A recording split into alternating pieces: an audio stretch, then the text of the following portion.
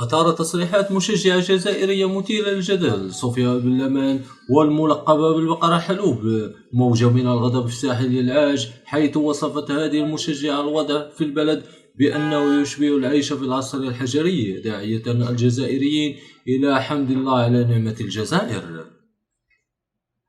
وانطلقت ردود الأفعال منددة بهذه التصريحات التي اعتبرها الكثيرون أنها تنال من بلد مضياف حاول قدر المستطاع توفير الأجواء المقبولة لتنظيم منافسة قارية في المستوى المطلوب.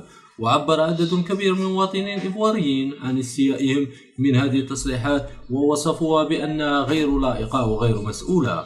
وإليكم الفيديو. يا حسرة يا حسرة يا حسرة على الجزائر ويا حسرة على باقي دول إفريقيا. يا تحية الجزائر، نحمدوا ربي اللي عندنا بلاد كيما الجزائر. حنا نورمالمون على بالكم ورانا حنا نورمالمون الجزائر موجودة في الخريطة بين البرتغال وإسبانيا، باسكو هنا عايشين واحد المعيشة. وكون وريت لكم أنا سجلت لا فيديو في الليل كي كنت بين في لاكار، يا ودي العصر الحجري وقليل